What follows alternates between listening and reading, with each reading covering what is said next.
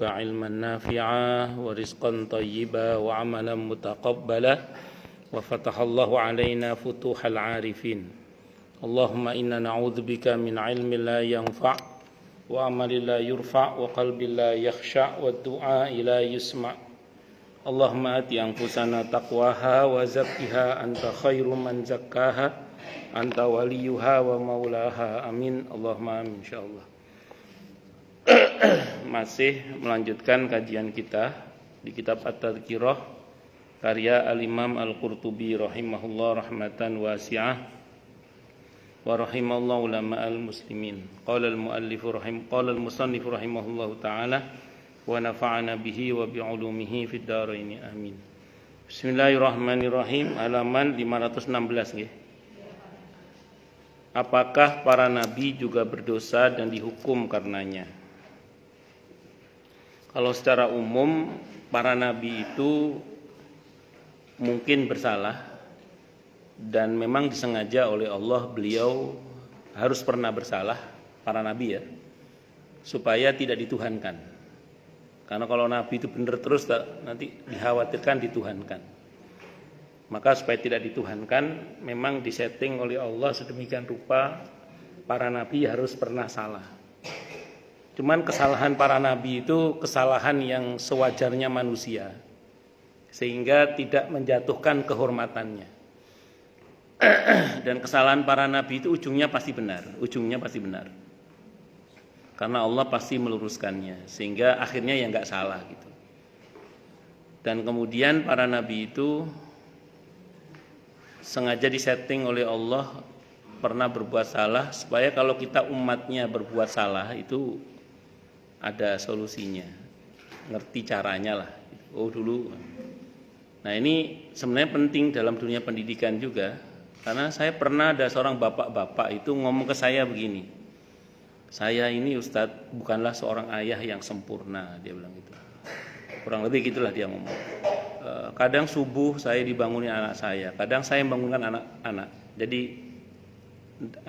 tidak mesti gitu. Bagaimana caranya Ustadz supaya saya bisa menjadi seorang ayah yang sempurna, dia bilang gitu. Saya bilang sama beliau, anak-anak bapak, anak-anak kita itu tidak butuh seorang ayah yang sempurna, saya bilang gitu. Di samping nggak mungkin, saya bilang gitu.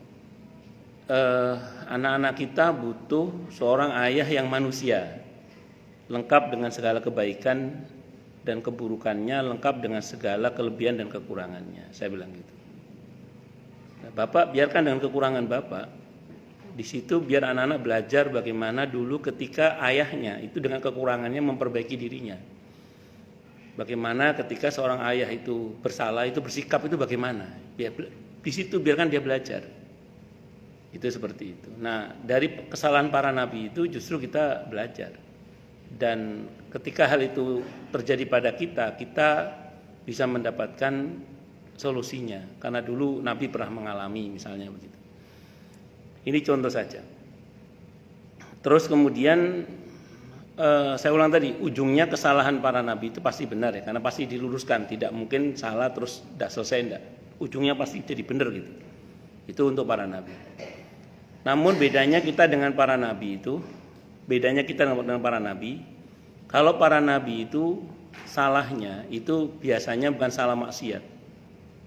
Jadi para nabi itu di hatinya, di pikirannya tidak pernah terbersit untuk durhaka kepada Allah, tidak ada.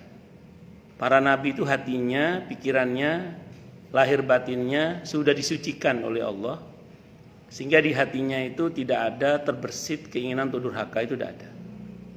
Jadi kesalahannya itu pure murni kesalahan sebagai manusia, bukan karena sengaja ingin durhaka kepada Allah, tidak. Saya sambil contoh gini, kasus Nabi Adam alaihissalam misalnya.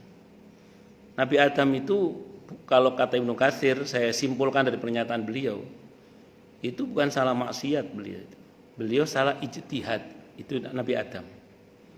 Jadi Nabi Adam itu bukan salah karena durhaka, tapi beliau salah karena salah mengambil kesimpulan gitu loh. Salah ijtihad beliau itu. Istilahnya itu bukan salah maksiat tapi salah ijtihad. Sambil contoh gini, dalam kisah Nabi Adam itu. Kalau kita baca dalam Al-Quran, iblis itu merayu dan mengelabui Nabi Adam supaya melanggar larangan yang Allah tetapkan di surga itu kan bersumpah membawa nama Allah. Jadi dia sumpah tulus menasihati. Di benaknya Nabi Adam, tidak mungkin ada orang berani membawa nama Allah terus bohong. Itu di benaknya Nabi Adam. Kenapa Nabi Adam mengambil kesimpulan itu? Karena Nabi Adam mengukur dirinya. Beliau berpikir sebagaimana dirinya nggak mungkin berani bohong atas nama Allah, maka ini orang pasti juga tidak berani bohong atas nama Allah. Di situ Nabi Adam salah ternyata. Karena di antara kesalahan orang yang baik adalah menganggap semua orang baik kayak dia. Itu. Sebagaimana kesalahan orang jahat menganggap semua orang lain jahat kayak dia. Itu kesalahannya orang jahat. Jadi kesalahannya orang baik di antaranya adalah menganggap semua orang baik kayak dia. Sebagaimana orang jahat kesalahannya di antara menganggap semua orang lain jahat kayak dia. Itu namanya salah ijtihad namanya, bukan salah karena maksiat. Jadi bukan termotivasi untuk durhaka, bukan.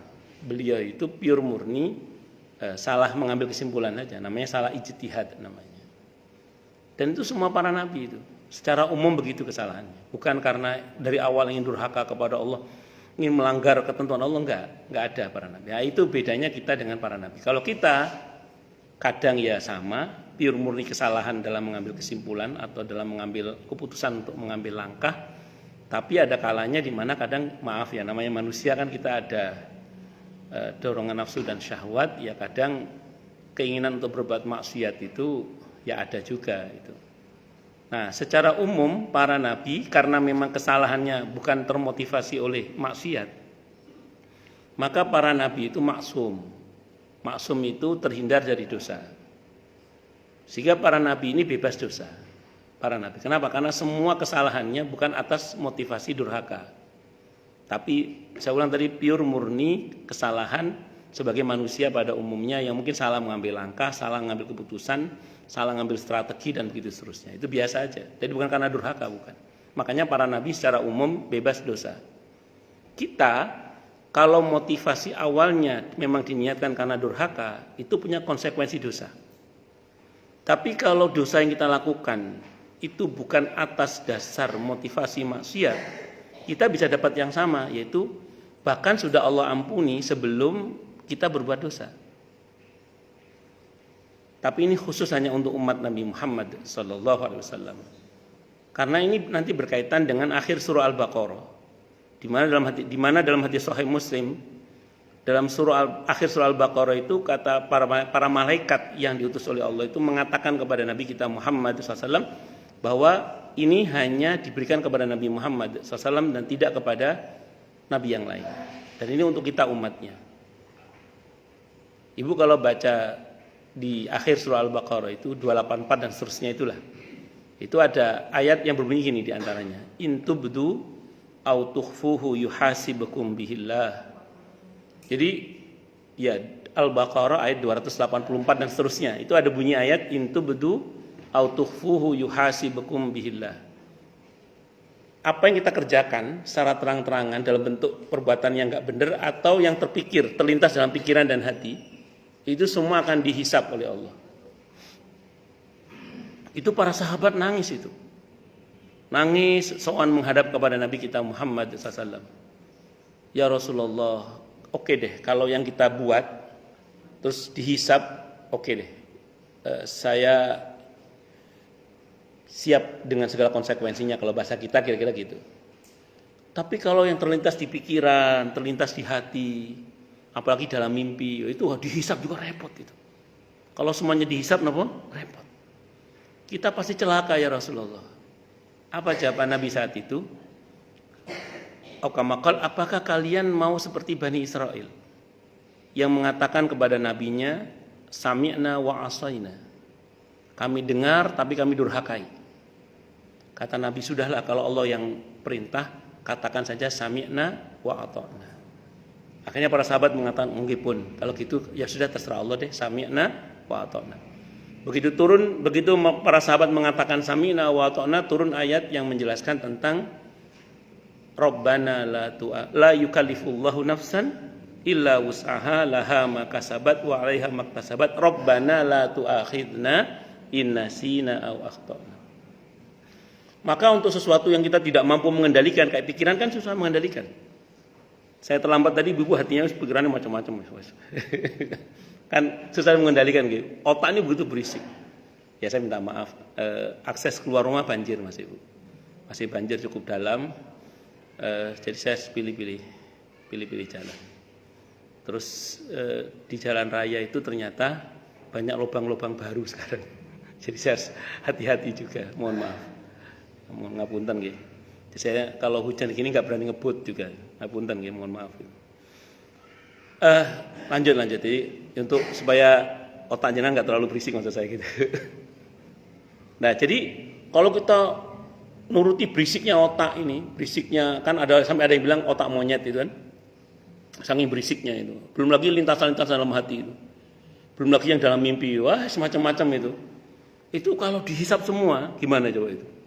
Maka karena kita tidak mampu mengendalikan semua itu, maka Allah bilang la yukallifullahu nafsan illa wus'aha. Laha ma kasabat wa 'alaiha maktasabat. Kalau yang di pikiran, di hati, di benak, dalam mimpi itu dieksekusi di dunia nyata, baru nanti ada hisapnya. Kalau enggak ada. Nah, baru kemudian Allah katakan Rabbana la tu'akhidna in nasina wa akhtana. Semua hal yang kita kerjakan atas dasar lupa atau tadi salah pertimbangan tadi itu atau enggak sengaja, semuanya sudah dijamin oleh Allah dalam ayat ini diampuni bahkan sebelum itu kita kerjakan. Makanya kata para ulama, ini 3 hal penting kita pegang baik-baik berkaitan dengan ayat ini. Ada 3 hal ini penting kita pegang baik-baik. Kalau 3 hal ini kita lakukan, walaupun kita berbuat dosa, kata para ulama, kita tetap disayang oleh Allah. Karena memang tadi sudah diampuni oleh Allah sebelum itu dikerjakan bahkan. Inilah manfaat dari hikmah dari ayat tadi itu. Apa 3 hal itu? Yang pertama, alla yaqsida bil maksiyah. Jangan pernah dengan sengaja menyimpan niat untuk berbuat maksiat. Setan itu kan gua play ya. Jadi di antara kerjaannya kan yuwaswisu fi sudurin nas itu. Menggoda manusia di dalam dada itu. Mengilik-ilik itu apa? Ya, ngerayu-rayu nafsu dan syahwat kita supaya terdorong untuk berbuat dosa lah gitu ya. Nah, itu kita coba lawan ketika di dalam dada itu terdorong untuk berbuat yang enggak benar lah. Kita coba lawan. Astagfirullah.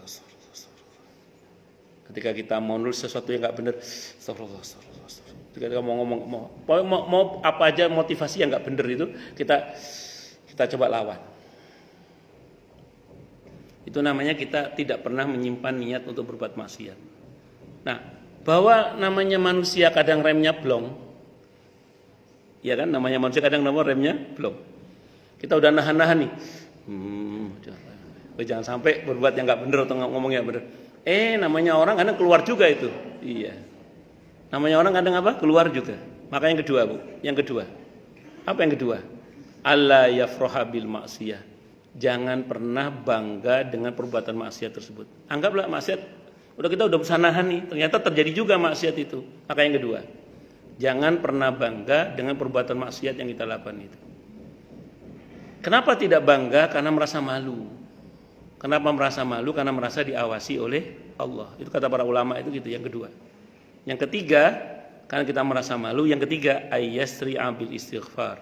Segera minta ampun kepada Allah. Nah, itu yang kata para ulama, kalau 3 hal yang kita lakukan kiranya berkaitan dengan ayat tadi itu, walaupun mungkin kita berbuat dosa, tapi kita tetap disayang oleh Allah Subhanahu wa taala karena atas dasar ketidaksengajaan. Itu seperti itu.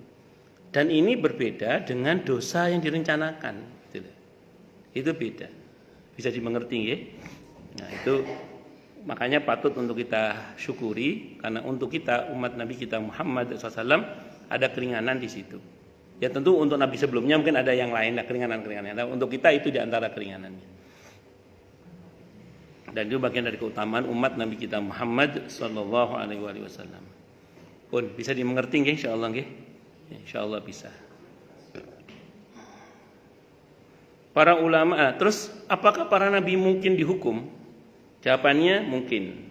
Tapi hukuman untuk para nabi bukanlah hukuman murka Allah karena Allah benci kepada sebagaimana hukuman kepada para pendurhaka.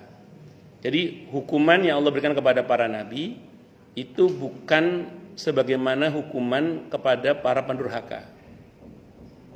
Hukuman yang Allah berikan kepada para nabi itu pure munis semata-mata karena sistem yang Allah bangun. Bahwa siapa yang melanggar ketentuan ini dia disanksi, kira-kira gitu.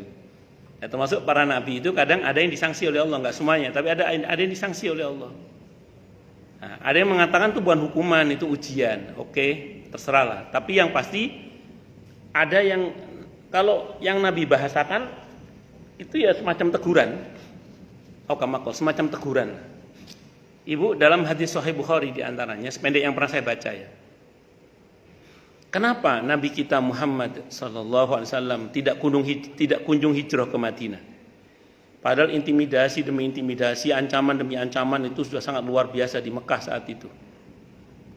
Apa jawaban Nabi kepada Abu Bakar As-Siddiq radhiyallahu anhu ketika beliau bertanya kenapa Nabi tidak segera mengambil keputusan untuk berhijrah?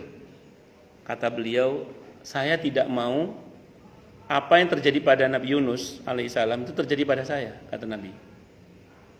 Saya tidak mau apa yang terjadi pada Nabi Yunus itu terjadi pada saya. Karena Nabi Yunus ini kata Nabi ditegur oleh Allah gara-gara apa? Meninggalkan kaumnya hijrah sebelum Allah izinkan. Jadi Nabi Yunus itu mentok lah kalau bahasa kita. Diingetin kaumnya akan adab kalau nggak nurut gitu ya. Kalau tetap durhaka. Karena kesel beliau itu akhirnya pergi meninggalkan kaumnya hijrah kalau bahasa kita. Itu sebelum ada izin dari Allah. Dan kita tahu dalam catatan riwayat yang sampai kepada kita, beliau akhirnya ditelan oleh ikan besar itu. Itu kata Nabi, saya tidak mau apa yang terjadi pada Nabi Yunus itu terjadi pada saya. Maka saya nunggu izin dari Allah dulu.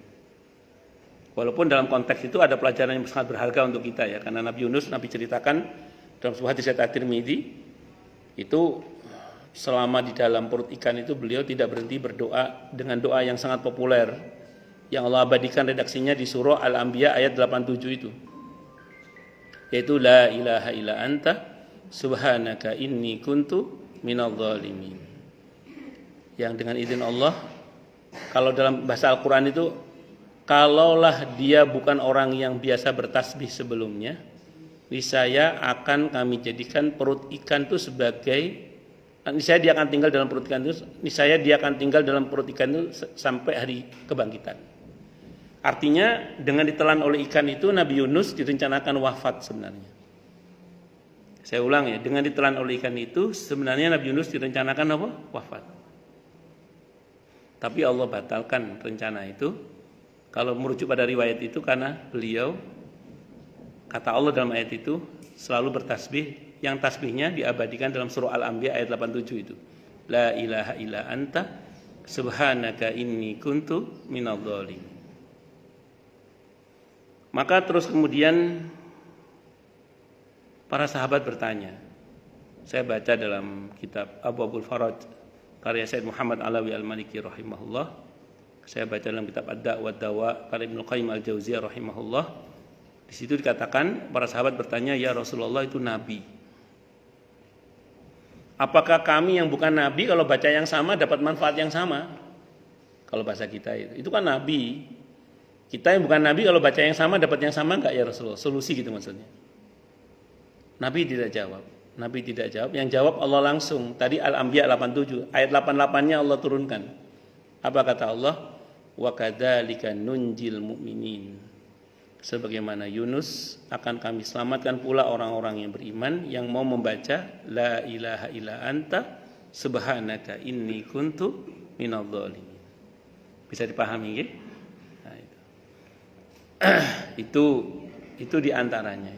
La ilaha illa anta subhanaka inni kuntu minadh dhalimin. Sebenarnya pertanyaan para sahabat itu banyak jamaah nanya dengan pertanyaan yang serupa sebenarnya. Itu kan Nabi Ustaz. Emang kalau kita itu kan nabi, itu kan wali, itu kan ulama. Maka kalau merujuk pada jawaban Al-Quran itu, kalau pakai metode Al-Quran jawabannya gimana? Ya memang kita dengan beliau beda. Nabi Yunus dengan kita beda. Beliau Nabi, kita bukan Nabi. Tapi beliau dan kita Tuhannya sama. Siapa? Allah. Nabi Musa dengan kita beda, pasti. Tapi Nabi Musa dan kita Tuhannya sama. Dan Tuhan kita Allah itu gak pernah berubah. Sebagaimana dulu Allah kuasa membantu, hari ini pun Allah juga kuasa membantu, bahkan maha. Itu seperti itu. Makanya kita harus optimis, harus yakin. Kalau nggak yakin, nggak ada manfaatnya. Wa kullu man lam ya'taqid lam yantafi'. Setiap orang yang tidak punya keyakinan, ya nggak akan ada manfaatnya.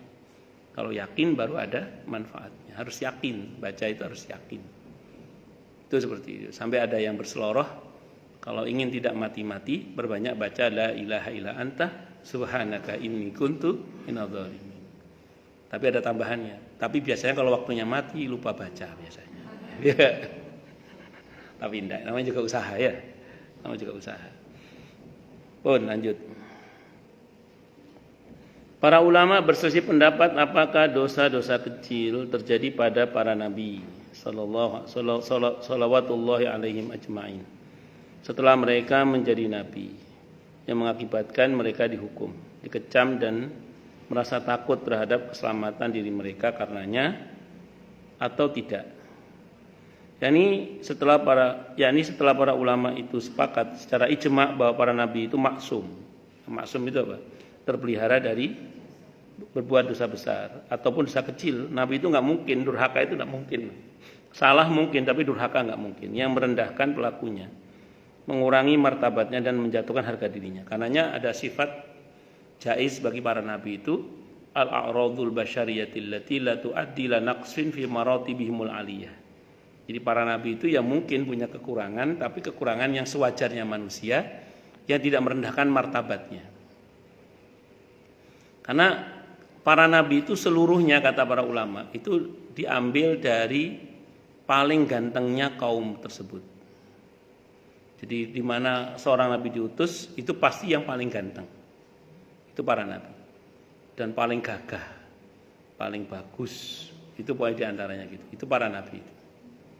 Dan dari nasab yang mulia. Para nabi itu dari nasab yang jelas, bukan dari nasab yang enggak jelas. Itu para nabi.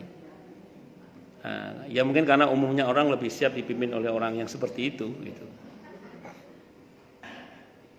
Jadi tidak sampai menjatuhkan martabat atau kehormatannya sebagai seorang nabi. Menurut Al-Qadhi Abu Bakar dan Al-Ustadz Abu Bakar rahimahumullah, bahwa hal itu mesti diputuskan menurut dalil dari mukjizat Al-Quran dan As-Sunnah. Yang menurut kaum Mu'tazilah, yakni sesuai dengan prinsip-prinsip mereka, hal ini cukup diputuskan menurut petunjuk akal. Oleh karena itu At-Tabari rahimahullah dan lainnya dari kalangan fuqaha, ahli kalam dan ahli hadis mengatakan bahwa dosa kecil bisa terjadi pada para nabi. Berbeda dengan kaum Rafidhah yang mengatakan bahwa para nabi terpelihara dari segala macam perbuatan dosa. Alasan At-Tabari dan teman-temannya karena Al-Quran menceritakan beberapa perbuatan dosa yang dilakukan para nabi, dan hadis menceritakan penyesalan mereka atas perbuatan itu. Ini memang jelas tanpa diragukan. Tapi begini yang saya pahami ya. Ini manhaj yang saya pilih ya, tapi ya. Kayak Nabi Adam alaihissalam misalnya. Kan penyesalannya itu ada yang mengatakan ratusan tahun. Ada yang mengatakan 200 tahun lah beliau itu. Ketika konsekuensi dari perbuatan beliau harus diturunkan dari surga ke bumi itu, dan dipisah dengan ibu Hawa dan saling mencari. Dan dalam satu riwayat diceritakan ibu Hawa lebih giat mencari suaminya daripada Nabi Adam mencari istrinya. Kayaknya memang sudah kawan bayi ya. Istri mencari suaminya itu perhatiannya lebih daripada suami ke istri.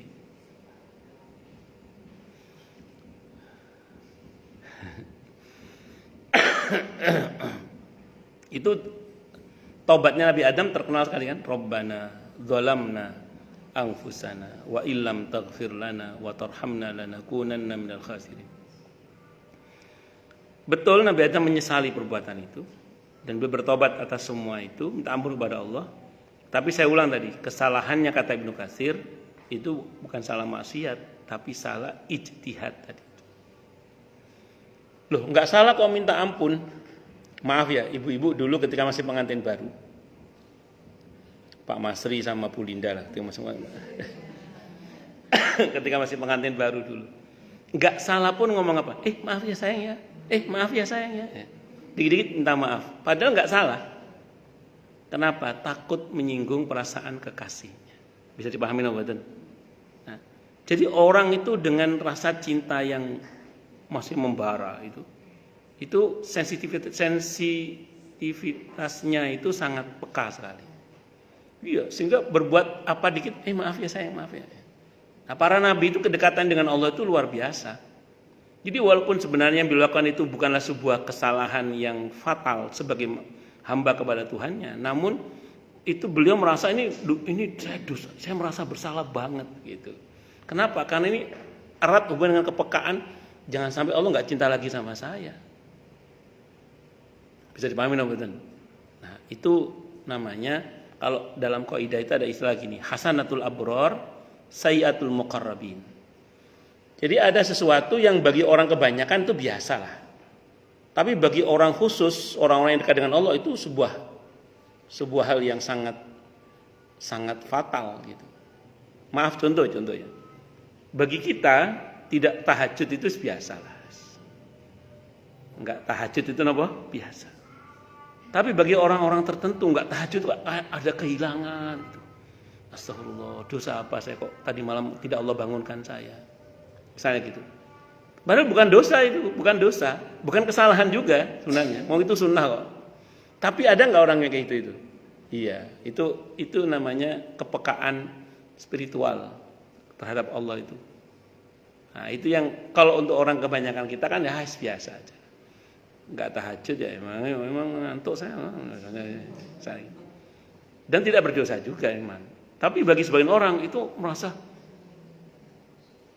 ada seorang ulama itu kehilangan sholat jamaah di masjid, itu kesedihannya melebihi kesedihan ketika ditinggal mati oleh keluarganya. Saking sedihnya. Padahal itu bukan satu hal yang fatal. Yang penting masih sholat fardu loh. Tapi itu terjadi maksud saya gitu. Pada sebagian orang itu terjadi. Sampai ketika beliau dapat musibah, beliau ngomong ini. Kalian pas ada keluarga aku meninggal, kalian takziah. Pas aku tidak sholat jamaah, kalian tidak pernah takziah. Padahal kesedihanku ditinggal sholat jamaah itu melebihi kesedihanku saat aku ditinggal keluargaku. Karena momen dengan Allah itu dianggap satu hal yang sangat luar biasa.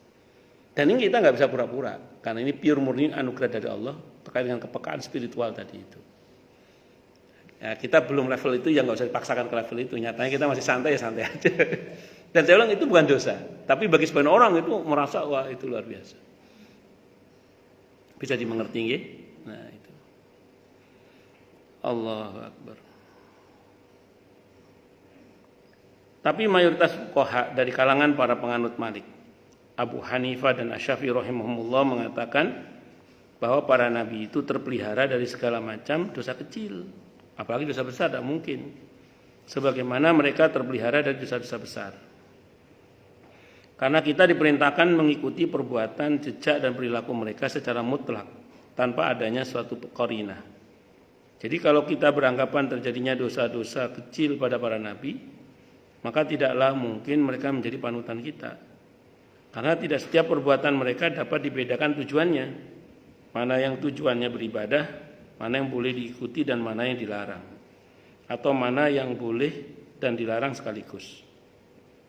Padahal tidaklah benar jika seorang disuruh mematuhi sesuatu perintah yang kemungkinan merupakan suatu maksiat.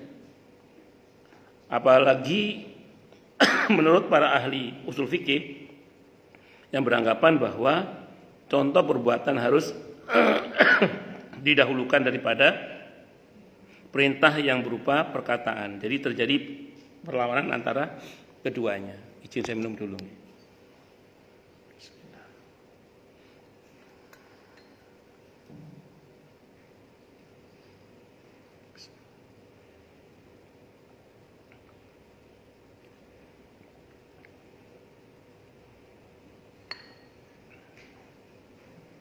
pulang umroh kalau nggak pilek nggak batuk katanya onta.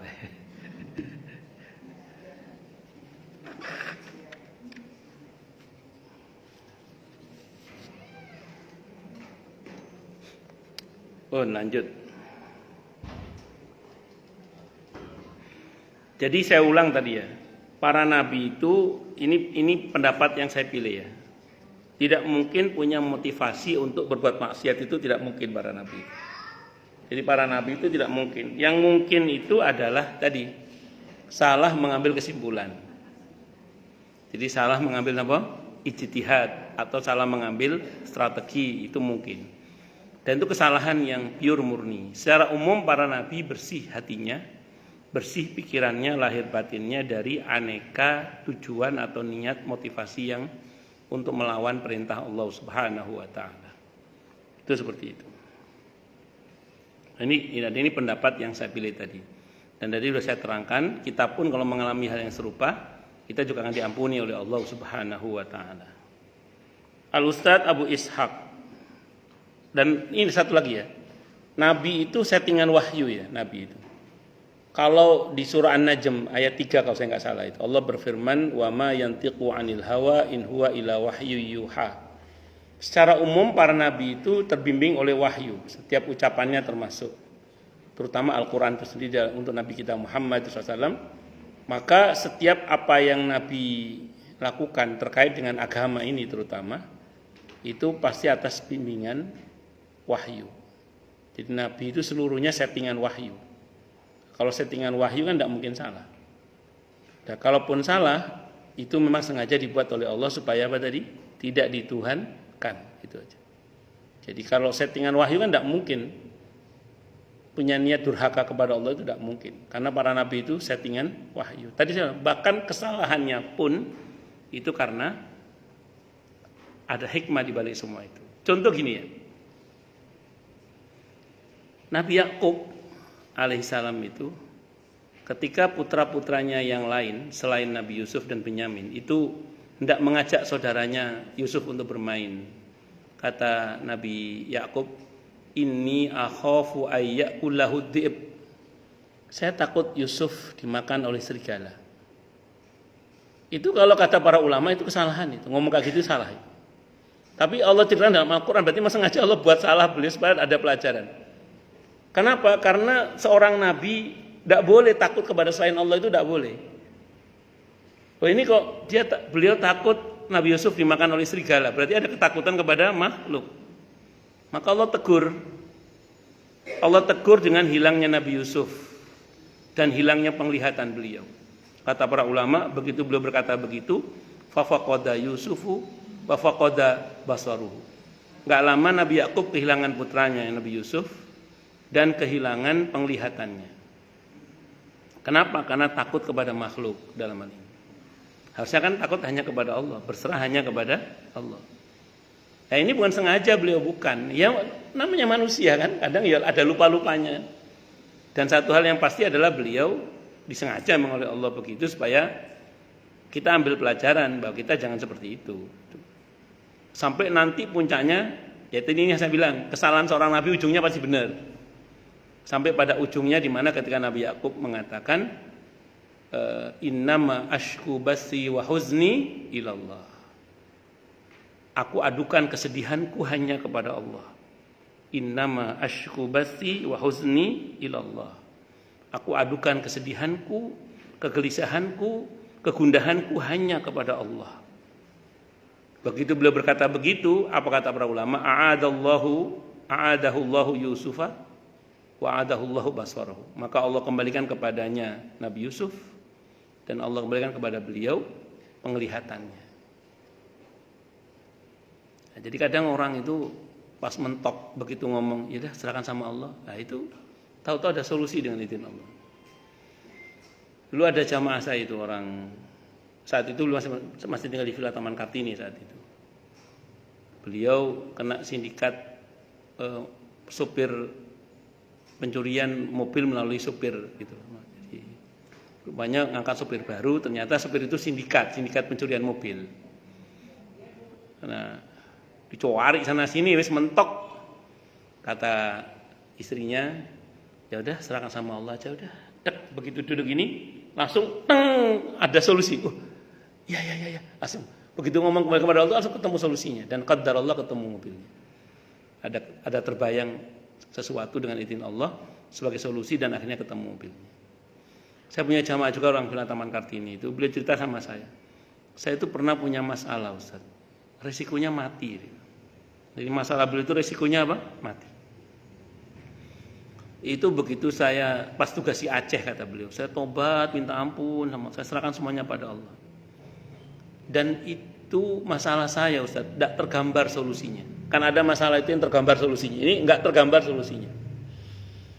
Begitu saya tobat minta ampun sama Allah itu, qaddar Allah berikan solusi, Ustaz. Sampai sekarang beliau alhamdulillah, masya Allah sehat beliau, alhamdulillah. Itu ya, ini pentingnya kita kembali pada Allah itu. Itu kan pelajaran yang bisa kita ambil dari kisah Nabi Yakub alaihissalam. Ketika seorang terlampau takut kehilangan terkait dengan makhluk, malah Allah hilangkan. Tapi ketika dikembalikan semuanya kepada Allah, dikembalikan lagi dengan izin Allah Subhanahu wa taala. Ya tentu kita berdoa kepada Allah, semoga apa dan atau siapapun yang telah, sedang dan akan Allah berikan kepada kita, semoga Allah jaga dalam keberkahan. Amin. Allahumma amin. Al-Ustadz Abu Ishaq Al-Isfaraini berkata, rahimahullah, para ulama berselisih pendapat tentang dosa kecil, tapi yang banyak dianut para ulama ialah bahwa dosa kecil tidak mungkin dilakukan para nabi. Memang ada sebagian ulama yang beranggapan itu mungkin saja terjadi, tapi anggapan ini tidak ada dasarnya. Saya bilang tadi, saya lebih condong kepada tidak itu. Sementara itu sebagian ulama mutaakhirin yang menganut pendapat pertama tadi berkata, yang sepatutnya diucapkan ialah bahwa Allah Ta'ala memang menceritakan tentang terjadinya beberapa dosa pada sebagian para nabi dan menisbatkannya kepada mereka, bahkan juga mengecam mereka atas perbuatan-perbuatan itu. Tetapi dia juga menceritakan tentang sikap hati mereka terhadap dosa-dosa itu, dan bahwa mereka berlepas diri darinya dan memohon ampun serta bertaubat. Semua itu diceritakan di berbagai tempat dalam Al-Quran yang secara garis besar tidak perlu ditakwil, meskipun rinciannya bisa ditakwil. Tapi semuanya tidak sampai merendahkan kedudukan mereka, karena dosa-dosa itu tergolong perkara yang jarang sekali terjadi. Dan kalaupun terjadi hal itu karena mereka melakukan secara tidak sengaja, atau lupa, atau alasan lain yang memerlukan takwil. Yani bahwa dosa-dosa tersebut bagi selain para nabi sebenarnya masih tergolong kebaikan, tapi bagi para nabi itu merupakan keburukan karena tingginya kedudukan dan derajat mereka. Contohnya seorang menteri patut dihukum atas suatu perbuatan yang bagi seorang kusir justru patut diberi hadiah atas perbuatan-perbuatan seperti itu. Memang para nabi merasa ketakutan di mauqif pada hari kiamat meskipun mereka tahu akan mendapat keamanan, ketenangan dan keselamatan. Inilah pendapat yang benar, kata pendapat ini. Dan betapa indah perkataan Al-Junaid rahimahullah radhiyallahu an ketika dia menyatakan kebaikan-kebaikan yang dilakukan orang-orang baik adalah keburukan bagi mereka yang didekatkan kepada Allah. Itu dari Hasanatul Abrar Sayyatul Muqarrabin. Jadi para nabi salawatullahi alaihim, meskipun ada nas-nas yang menunjukkan terjadinya beberapa dosa pada mereka, tetapi yang dimaksud bukanlah dosa-dosa yang sampai mengurangi kedudukan mereka ataupun menyebabkan tercelanya martabat mereka. Tetapi sesungguhnya Allah benar-benar telah memperbaiki kekeliruan mereka, bahkan memilih, menunjuki, memuji, menyucikan dan mengutamakan mereka. Semoga Allah senantiasa mencurahkan rahmat dan salamnya kepada mereka. Amin, Allahumma amin. Insyaallah. Baik, silakan Bu yang mau tanya, protes, marah boleh. Silakan, masalah itu masalah yang lain boleh, monggo. Kalau ada. Kalau enggak ada berarti jelas semua atau tidak jelas semua. Nggih, monggo Bu Yuni nggih. Takutnya Yuli. Assalamualaikum warahmatullahi wabarakatuh. Monggo.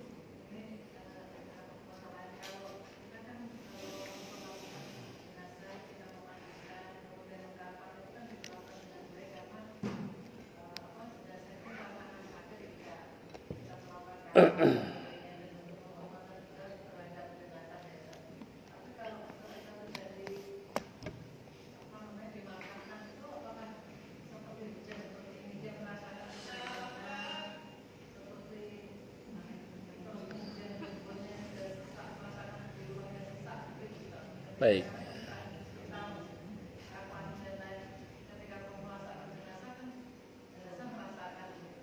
Oke.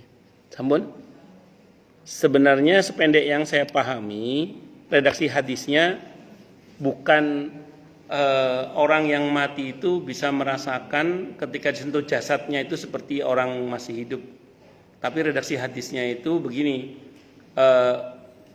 menciderai, melukai atau mematahkan jenazah orang yang sudah meninggal itu hukumnya seperti ketika kita menciderai atau menyakiti dia saat dia masih hidup. Jadi bukan dia merasakan, bukan, tapi hukumnya itu. Makanya kita memperlakukan jenazah itu seperti ketika dia masih hidup. Ketika memandikannya, jangan mentang-mentang udah mati, jangan gitu. Tapi tetap kita perlakukan dengan sangat baik. Jadi yang saya pahami gitu redaksinya, Bu. Jadi bukan begini redaksinya itu. Dia bisa merasakan seperti ketika dia masih hidup. Bukan gitu yang saya tahu. Tapi gini redaksinya, mematahkan, melukai, menciderai, memperlakukan jenazah yang sudah meninggal itu hukumnya seperti memperlakukannya ketika dia masih hidup. Jadi kalau kita sakiti dia, itu hukumnya kena ke kita maksudnya. Ya zalim berarti kita dosa gitu loh. Makanya memperlakukan jenazah itu harus dengan baik sebagaimana dia ketika masih hidup. Itu yang saya pahami Bu ya, satu dulu. Jadi kalau pertanyaan Bu menarik, kalau sekarang maaf ya banyak kuburan yang mungkin penuh dengan air, apakah mereka gelagapan nggak bisa nafas? Enggak, insya Allah tidak. Karena ini dimensi gaib. Dimensi gaib. Saya sering sampaikan di sini tentang kita nggak usah ngomong alam barzah ya, kita ngomong alam rahim aja. Di alam rahim itu sama alam dunia sistem kehidupannya beda apa beda? Beda. Di alam rahim itu kita tenggelam dalam ketuban, air ketuban. Karena saat itu kita nafas nggak pakai hidung, pakai plasenta kan, jadi aman, nggak ada masalah. Kita nafas, makan, minum semua pakai plasenta, betul ya? Kalau di dalam kandungan itu. Kalau di dunia beda lagi. Nah, makanya di situ aja udah beda, apalagi di alam barzah pasti beda. Satu dulu. Yang kedua, bayi kalau mau lahir kepala di atas apa di bawah? Kalau di atas namanya apa? Nah, kalau kita yang sungsang di mana kepala? Di bawah kan? Nah, jadi beda sistemnya itu. Mekanisme itu. Karena sistemnya beda, maka di alam barzah juga sistemnya beda. Jadi, tapi kenapa Ustadz ketika kita mau memakamkan jenazah itu kalau banyak air disedot dulu sampai betul-betul bersih, kecuali kalau terpaksa ya. Ya tadi karena kita memanusiakan beliau. Memanusiakannya itu wajib itu. Jadi memanusiakan, bahwa setelah dikubur air terus muncul lagi itu enggak ngaruh deh. Yang penting saat kita memakamkan air diusahakan habis itu. Nah, kecuali terpaksa ya. Dalam kondisi darurat terpaksa itu beda bab kalau itu. Saya kira gitu nggih Bu Yuni nggih. Monggo Bu Ita. Waalaikumsalam warahmatullahi wabarakatuh. Saya ingin menanyakan mengenai materi tadi. Nggih. Itu terpelihara dari segala macam dosa kecil, bagaimana mereka terpelihara dari dosa besar. Yang saya tanyakan pada saat di akhir, apakah para nabi itu juga akan dihisab untuk istri dan anak dan keturunannya? Apakah juga termasuk golongan ini Ustaz, yang selalu terpelihara dosa kecilnya dan tidak melakukan dosa besar, dan istri dan keturunannya apakah juga akan dihisab pada hari akhir? Bagus. Sependek yang saya pahami, para nabi itu memang ada yang dihisab. Tapi hisabnya pasti beda dengan hisabnya orang kebanyakan. Dan sampai ada yang mengatakan Nabi Sulaiman itu nabi yang paling terakhir. Tapi di antara para nabi ya. Nabi yang paling terakhir dihisab karena saking banyaknya hartanya misalnya. Tapi itu hisab di levelnya para nabi lah. Jadi bukan di level orang kebanyakan. Dan beliau pasti selamat. Nabi Sulaiman itu paling akhir untuk di level para nabi, bukan di level kebanyakan orang. Kalau di kebanyakan orang kan antara orang kaya sama orang miskin aja levelnya bisa sampai selisihnya bisa sampai 500 tahun misalnya begitu. Kalau para nabi tentu berbeda.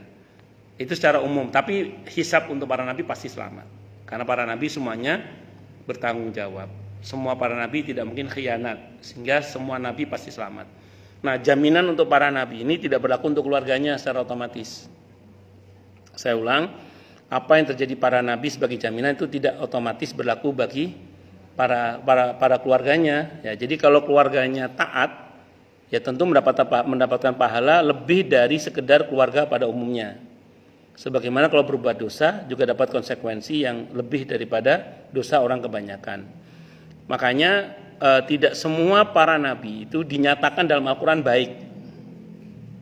Saya ulang, tidak semua keluarga nabi itu dinyatakan baik dalam Al-Quran. Pengertian baik ini pada level suami, istri, anak sampai cucu pengertiannya.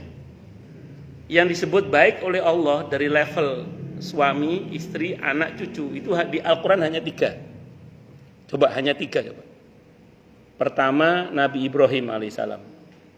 Nabi Ibrahim dengan seluruh istrinya dan semua putranya, karena anaknya laki semua, sampai level cucu, itu baik semua Nabi Ibrahim. Nabi Ibrahim itu Quran yang menjamin. Maka kalau belajar rumah tangga yang baik itu bisa dari Nabi Ibrahim alaihissalam, karena beliau juga uswah hasanah kita. 1. Yang kedua, Nabi Muhammad SAW. Beliau dan seluruh istri beliau dan sampai level cucu semuanya baik. Itu Nabi kita Muhammad SAW. Yang ketiga, Imran. Kalau Imran ini bukan Nabi, imam masjid. Seolah-olah Allah mau bilang, kalau kalian ngomong itu kan Nabi, ini ada yang bukan Nabi ini. Imam masjid, Imran. Ibundanya, ayahandanya Siti Maryam alaihissalam. Itu Imran, istrinya, anak-anaknya, sampai cucunya. Cucunya nggak main-main, Nabi Isa alaihissalam itu. Itu baik semua. Itu yang Al-Quran bilang ya. Maka kita tahu dalam kisah Nabi Nuh yang mendurhakainya nggak main-main. Istri beliau, salah satu istri beliau dan satu putra beliau namanya Kan'an itu. Terus Nabi Lut yang mendurhakai istrinya kan. Terus Nabi Adam kita tahu ada Qabil yang membunuh saudaranya Habil itu. Jadi tidak semua nabi itu ternyata rumah tangganya lancar. Itu nabi apalagi ustadz.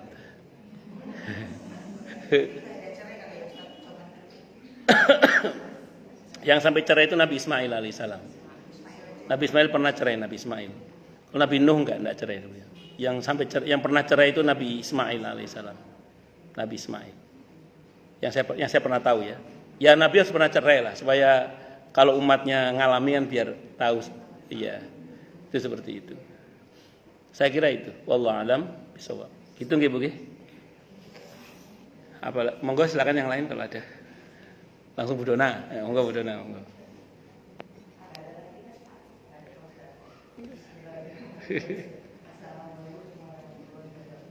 Waalaikumsalam warahmatullahi wabarakatuh.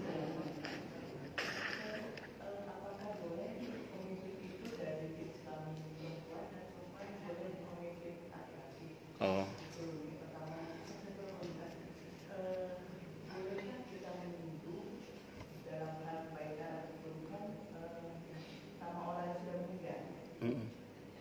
Apa kita?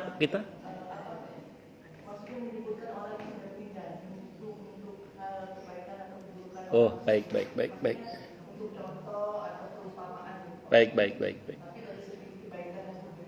Oke, baik. Oke. Kita misalnya pernah dilukai atau orang berbuat salah boleh kepada kita, tapi kita sudah memaafkan. Tapi sejujurnya namanya manusia kita suka ingat akan kesalahan beliau gitu Ustaz. Kita dendam sih enggak, kita sudah memaafkan. Cuma suka teringat atau terpikir pikiran kita dan hati kita di benak kita. Apakah boleh kita menghindarinya atau kita memblokir nomor kontak tersebut? Baik. Waalaikumsalam warahmatullahi wabarakatuh. Secara prinsip wanita boleh nggak menjadi pemimpin bagi laki-laki? Tergantung konteksnya. Kalau dalam konteks ibadah mahdho kayak sholat, tentu tidak boleh. Kecuali dalam kondisi di mana dia mengajari anaknya. Jadi ada masa di mana ibu itu boleh jadi imam bagi anaknya yang belum baligh ya. Dalam konteks mengajari. Tapi secara umum dalam masalah ibadah mahdho, sholat dalam hal ini terutama tentu tidak boleh seorang wanita menjadi pemimpin. Dalam konteks muamalah, saya bicara prinsip dasar dulu Bu ya.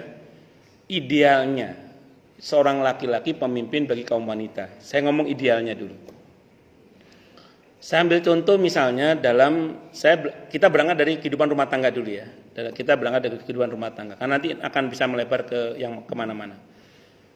Di dalam surah An-Nisa ayat 34 itu ada pernyataan Allah begini. Ar-rijalu qawwamuna 'alan nisa.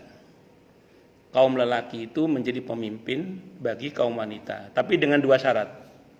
Bima faddalallahu ba'dhum 'ala ba'dhin wa bima anfaqu min amwalihim. Dengan catatan dia punya kelebihan dari wanita dan punya kemampuan menafkahi. Bisa dipahami ya? Dua ini. Lihat.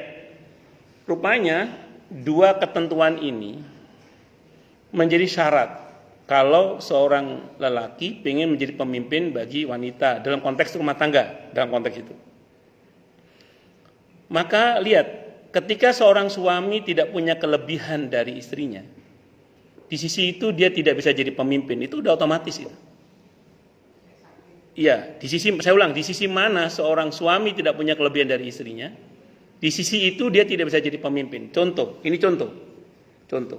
Saya punya kawan seorang ustadz, nikah dengan seorang pengusaha mebel dari Jepara. Ya, ustadz penghasilannya dibandingkan pengusaha berapa sih? Kata istrinya ngomong gini. Wes mas, kamu gak usah mikir nafkah keluarga. Nafkah keluarga aku yang handle. Kamu dakwah aja udah, kamu ngajar ngaji aja udah. Pertanyaannya, yang memimpin ekonomi suaminya apa istrinya kira-kira? Istrinya, duit istrinya.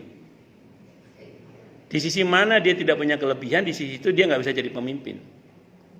Contoh yang kedua, ini real, saya lihat langsung. Saya dulu ketika masih jadi kontraktor, masih ngontrak maksudnya, itu dekat dengan kontrakan saya itu ada suami istri. Istrinya itu satpam, jago karate.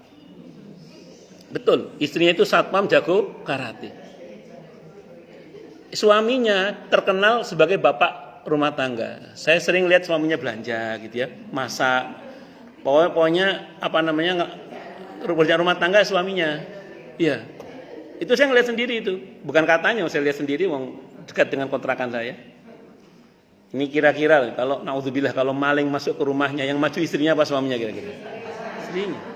Yang jago karate istrinya. Artinya di sisi itu, di sisi di mana suami tidak punya kelebihan dari istri, di sisi itu suami nggak bisa jadi pemimpin. Tapi istri yang solihah tetap mempersilahkan suami sebagai kepala rumah tangga secara umum. Tapi pada sisi-sisi itu, nah, dalam kehidupan sehari-hari kita, mungkin nggak ada seorang wanita yang lebih mampu memimpin daripada laki-laki? Mungkin. Sehingga ada RW di Kemang Pratama perempuan Bu Aning itu. Iya kan? Ya karena mungkin yang laki-laki nggak ada yang maju atau tidak ada waktu untuk. Loh Ustadz, biasanya ada yang nanya gini. Karena ada hadis yang sahih yang mengatakan bahwa tidaklah beruntung satu kaum yang dipimpin oleh seorang wanita. Maka jawabannya sederhana. Dulu sistem kepemimpinan itu kan satu pemimpin itu dideweni. Sekarang kan rata-rata kepemimpinan kolektif kolegial kan kebanyakan kan. RW kan tidak sendiri, ada sekretarisnya kan bareng-bareng musyawarah. Itulah bedanya dulu sama sekarang. Nah, yang kedua, konon yang Nabi kecam itu wanita yang dimaksud itu wanita yang memang tidak punya kecakapan memimpin. Itu seperti itu. Ya walaupun nanti fikihnya pasti dinamis ya, tapi secara umum begitu yang saya paham. Jadi kalau ibu nanya dalam konteks di luar ibadah mahdhah seperti sholat tadi itu, memang mungkin seorang wanita menjadi pemimpin bagi laki-laki. Karena laki-laki itu menjadi pemimpin dengan dua syarat tadi itu. Dia punya kelebihan dari wanita itu dan dia punya kemampuan untuk menafkahi dalam konteks rumah tangga ya. Itu seperti itu. Ya tadi diskusinya cair sekali. Dulu P3 termasuk yang berpendapat presiden wanita tidak boleh. Karena kan dia menggunakan asas Islam. Begitu Hamzah ditawari jadi wakilnya Megawati kan mau, akhirnya menjadi boleh. Iya. Ya itu yang namanya fikih.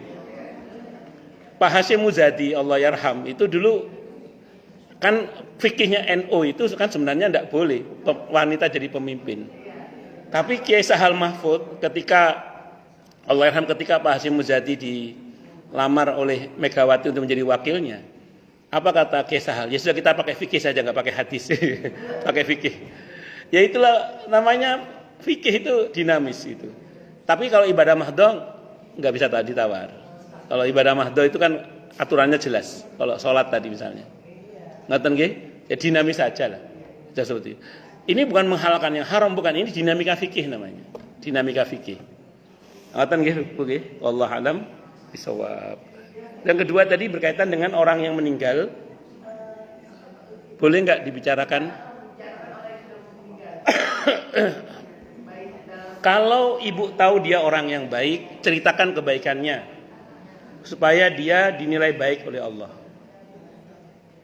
Jadi kalau ibu-ibu punya teman saudara atau siapa yang baik gitu ya, meninggal, itu dan ibu tahu dia baik, itu jangan diam aja. Ibu sampaikan, saya menjadi saksi beliau adalah orang yang baik. Karena kita saksi Allah di muka bumi, maka beliau akan seperti yang kita katakan. Itu ya, kalau keburukan kata Nabi diem. Nah, menarik tadi Bu Dona bilang kalau untuk diambil pelajaran bagaimana, silahkan apa-apa. Tapi kalau cuma ngomong keburukannya jangan. Kadang saya sama keluarga ngomong juga soal orang tua kita misalnya. Kan orang tua kita tetap punya kesalahan pasti itu ya. Tapi kan kita tetap harus menjadi anak yang baik. Saya bilang ini pelajaran buat kita. Dulu ayah kita pernah begini ya, kita jangan begitu gitu. Nah, itu tapi sebatas untuk mengambil pelajaran. Tapi tetap kita doakan ampunan untuk orang tua kita. Jadi jangan terus kita menjelek-jelekan semeninggal beliau. Itu yang kedua. Yang ketiga apa tadi, Bu? Oh iya, gini. Ibu sanggup memaafkan itu syar'i. Tidak sanggup melupakan itu soal memori. Jadi boleh. Pernah terjadi pada Nabi, pernah. Ketika Wahsy masuk Islam, siapa Wahsy? Sosok yang telah membunuh paman tercinta beliau. Iya, betul. Wahsy. Ketika Nabi masuk Islam, Nabi sudah memaafkan Wahsy, tapi Nabi berpesan, tolong Wahsy jangan sering-sering di depan saya. Apa Nabi dendam? Enggak mungkin Nabi dendam. Lihat apa kata beliau. Kalau aku melihat Wahsy, aku ingat pamanku Hamzah. Nabi bisa memaafkan, tapi tidak bisa melupakan. Karena kita memang di sekolah dulu diajarkan untuk menghafalkan, bukan melupakan. Makanya kan kita tidak bisa move on itu. Nah itu ya Bu ya, sanggup memaafkan itu syar'i. Tidak. Nah, memblokir di medsos itu saya sering tanya, apakah termasuk memutus silaturahim? Saya jawab tidak. Memblokir orang di medsos, memblokir orang di di grup itu bukan memutus silaturahim. Karena apa? Karena kita butuh kesehatan mental kita. Kita butuh kesehatan mental kita. Jadi kita blokir seseorang untuk kesehatan mental kita boleh, tidak ada masalah. Dan itu bukan memutus silaturahim. Yang penting di dunia nyata kita tetap baik, gitu aja. Saya kira itu. Wallahu a'lam bishawab. Yang penting satu, niatnya jangan niat memutus. Niatnya semata-mata hanya menghindari kemungkinan yang mungkin muncul, kemungkinan buruk yang mungkin muncul kalau kita ketemu, itu aja sih. Jadi bukan memutus niatnya, tapi lebih kepada menghindari kemungkinan buruk yang mungkin muncul kalau kita ketemu. Kita gitu aja. Ngaten nggih? Wallahu a'lam. Cukup dulu nggih. Kita tutup dengan hamdalah. Alhamdulillahirabbil alamin. Semoga kajian kita bisa bermanfaat, mubarakah di dini wa dunya wal akhirah untuk kita, keluarga kita dan seluruh umat Islam semuanya. Dan mudah-mudahan kita semua dijadikan oleh Allah sebagai orang-orang yang sukses dunia akhirat. Selamat dunia akhirat, bahagia dunia akhirat, dan dipermudah setiap urusan kita oleh Allah fi dini wa dunya wal akhirah. Semoga Allah limpahkan hidayah selalu untuk kita, semoga Allah tingkatkan selalu hidayah untuk kita, dan semoga Allah berikan hidayah untuk siapapun yang melihat kita. Subhanakallahumma bihamdika asyhadu an la ilaha illa anta astaghfiruka wa atubu ilaik. Sallallahu alaihi Muhammad wa ala alihi washabihi wasallam. Saya mohon maaf. Wassalamualaikum warahmatullahi wabarakatuh.